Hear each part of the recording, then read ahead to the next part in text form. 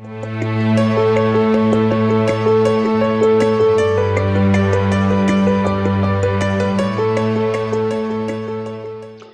I'm Cory Doctorow, and I'm in London, England. I'm from Toronto originally, although I'm now a British citizen as well. I'm a science fiction writer. I co-own and co-edit the website Boing Boing. I'm a journalist, and I'm an activist.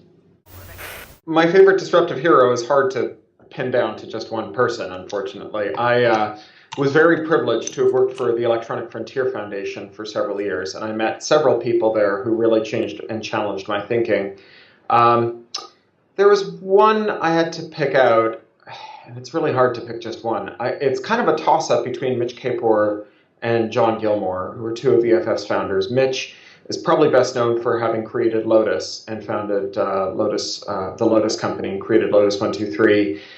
John founded the first ISP, designed the first Spark chips, was employee 6 at Sun, and did a lot of other important things along the way. And the two of them actually really changed the way I think. But if there's one kind of conversation where I pin it down, I was at a conference in Arizona that Esther Dyson had put on, and Mitch was going to be debating the woman who was then the head of the Recording Industry Association of America, a woman named Hillary Rosen.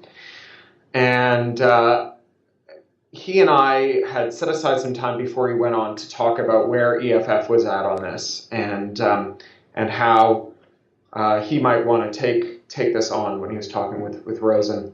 And I gave him a lot of the research that we've been looking at on the impact of downloading on music sales, and on whether or not downloading was a net positive or a net negative for music, and what kind of music it was a net positive for, and what kind of music was a net negative for.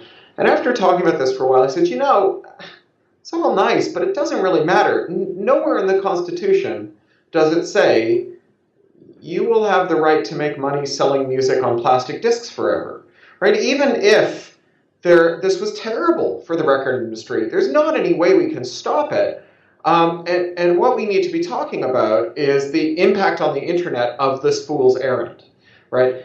Regardless of whether or not they are wrong or right to be trying to stop downloading, it's a fool's errand, and it has this enormous impact on everything else. And that really did take me aback. And if you want a kind of perfect statement of disruption as a philosophy, it's that, I think. And he really nailed it. There's nowhere on a stone tablet coming down off a mountain does it say that the music industry shall consist of naught but recording music and selling it. And William Gibson once said, and I'll do my Gibson voice here, we may be approaching the end of the 90-year period during which it was possible to make music to make money from recorded music. For me, it reframed the entire issue, because I'd been approaching it in a kind of narrow and instrumental way about whether or not downloading was good for the entertainment industry.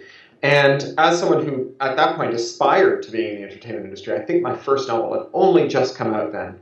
And now as someone who earns his living in it, what that conversation did, and subsequent conversations like it, is it made me reframe my thinking from, is copying good or bad for the industry, to copying exists, how do I make the most of it, right?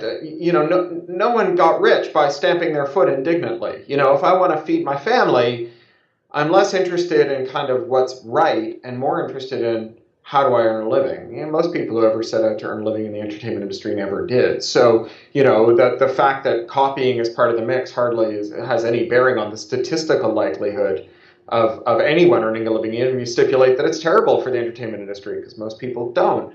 But, if I am going to, and I do, then my focus had to be on that.